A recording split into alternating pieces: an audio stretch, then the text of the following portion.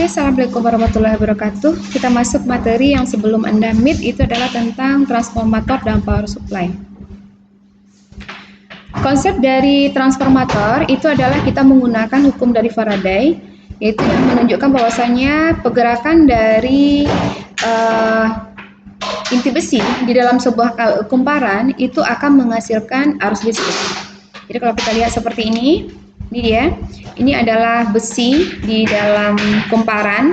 Jadi ini ada lilitan, kemudian besinya kita gerakkan ke dalam dan keluar atau maju mundur di sini. Maka di sini itu ada tegangan yang dihasilkan. Hal ini dikarenakan adanya medan listrik yang dihasilkan antara besi dengan kumparan tersebut.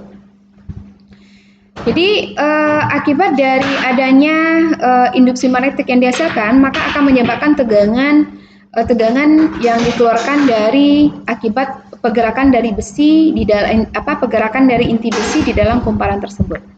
Ini kalau kita lihat pada saat dia ke dalam, artinya terjadinya medan magnet, itu tegangannya ada. Sementara pada saat inti besinya keluar, itu menjauhi kumparan, itu tegangannya adalah 0. Artinya di sini adalah inti magnetnya tidak ada atau induksi magnetnya tidak terjadi.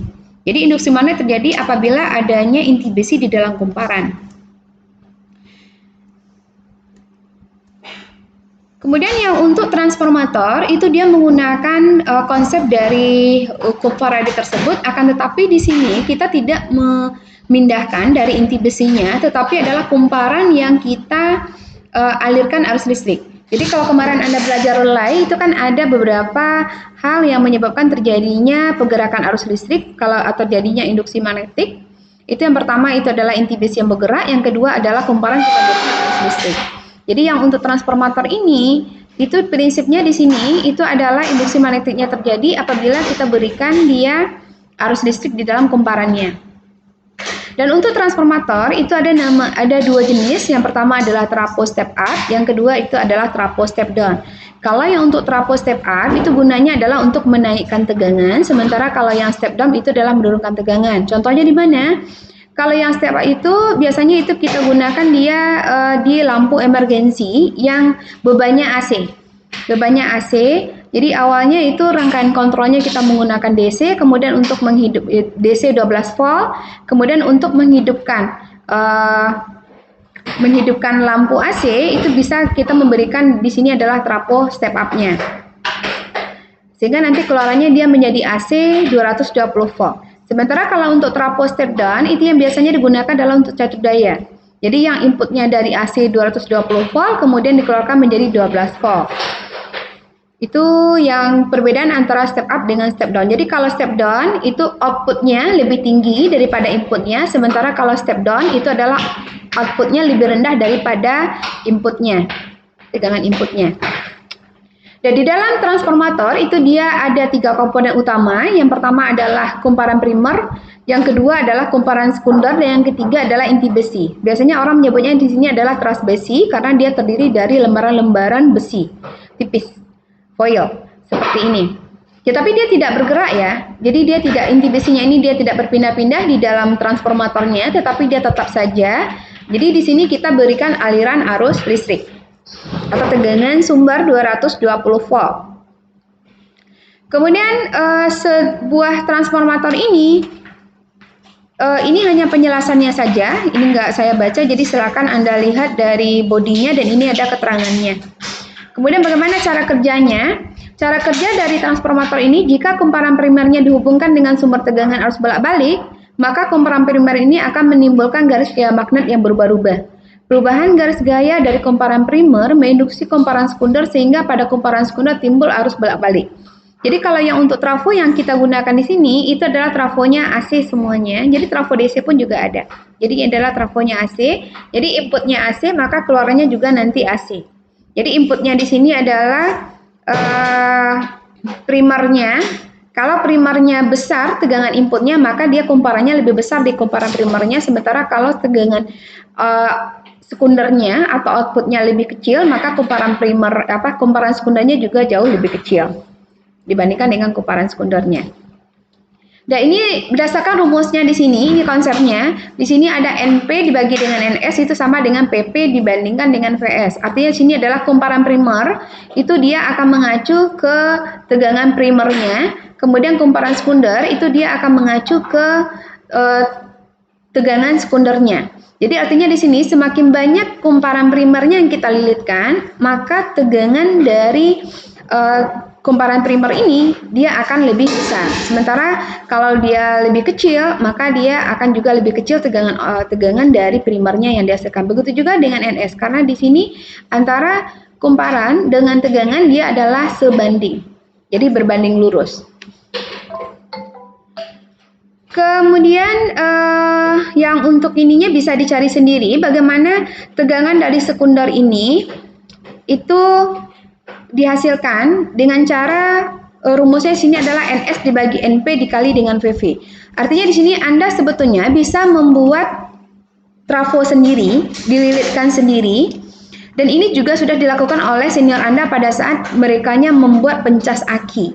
Jadi trafonya dililitkan sendiri karena untuk trafo yang besar itu dengan daya yang besar yang dihasilkan itu tidak ada di pasar waktu itu sehingga dia membuat sendiri.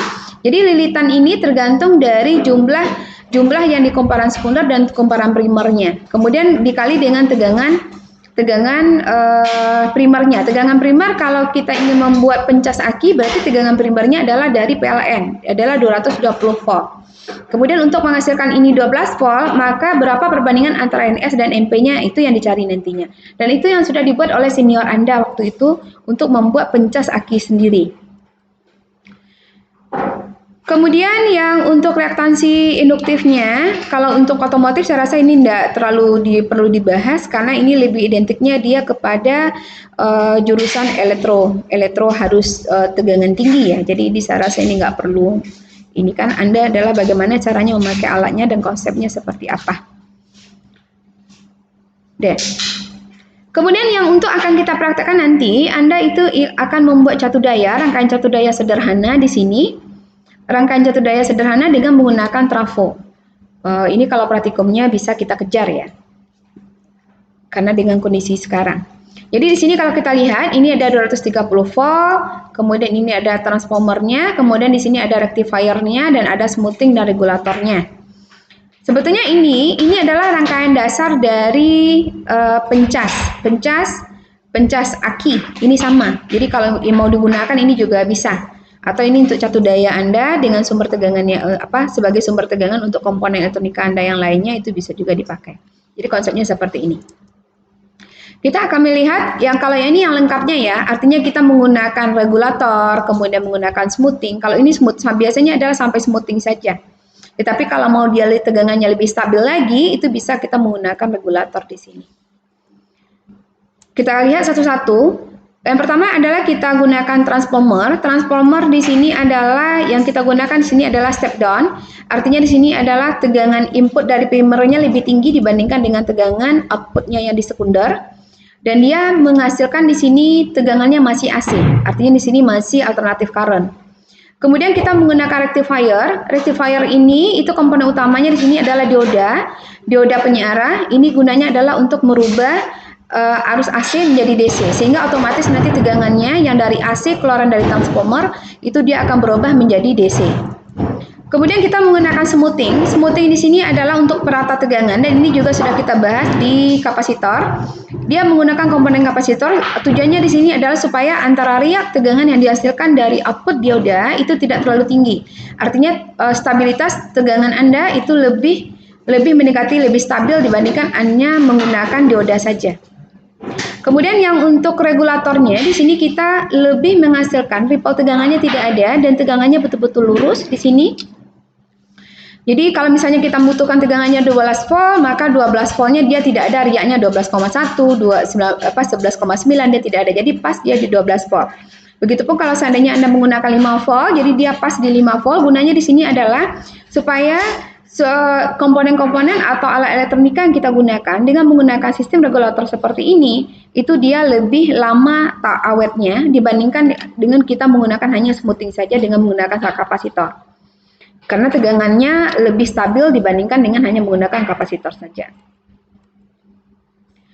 Jadi yang minimal di dalam sebuah membuat catu daya atau membuat rangkaian pencas, minimal harus ada 3 komponen ini. Ada trafo, ada rectifier dioda, kemudian ada smoothing kapasitor. Tetapi kalau ingin lebih stabil lagi, Anda bisa menggunakan regulator di sini. Regulator itu ada IC regulator namanya. Dan ini kita lihat, ini adalah transformer, ini adalah output dari trafo, itu masih berupa tegangan AC, artinya positif 12 volt sampai dengan negatif 12 volt.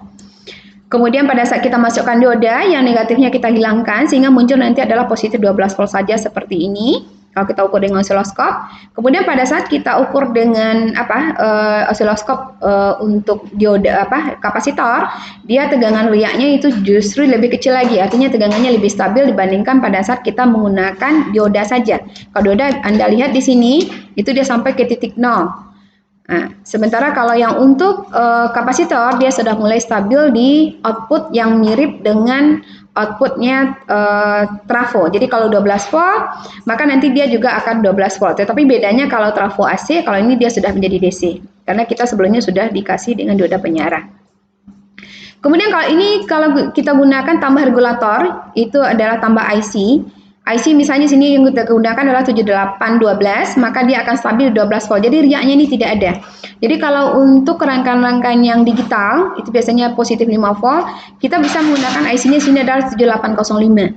Jadi tegangannya di sini betul-betul stabil. Karena kalau untuk prosesor digital, kalau tegangannya tidak stabil itu dia akan cepat rusak. Yang prosesor digital itu contohnya adalah Arduino ya, atau microcontroller. Kemudian ini adalah bentuk trafonya, saya rasa nggak perlu dibahas ini, karena tadi sudah kita bahas juga. Kemudian ini juga sudah, ini hanya bahasa Indonesianya, kalau tadi kan bahasa Inggrisnya ya. Ini yang untuk rectifiernya, ini juga sudah kita bahas di dioda. Ini ada yang setengah, penyarah setengah, kemudian ada yang penyarahnya satu gelombang penuh, seperti ini. Jadi mana yang diodanya yang berfungsi, ini juga sudah kita bahas sebetulnya di dioda ya. Ini yang untuk kapasitor. Kalau pada saat dia pakai kapasitor, ini juga sudah kita bahas di aplikasi kapasitor, dan ini adalah yang menggunakan regulator. Kemudian ada lagi namanya dioda Zener. Kalau dioda Zener itu, ini bagusnya lebih tepatnya di dioda sudah kita bahas rasanya yang untuk dioda Zener. Jadi saya rasa itu tidak perlu kita bahas lagi yang untuk di sini. Oke, saya rasa yang untuk transformator saya anggap selesai untuk hari ini. Jadi Anda nanti bersiap-siap untuk melakukan ujian. Saya akhiri dengan Assalamualaikum warahmatullahi wabarakatuh.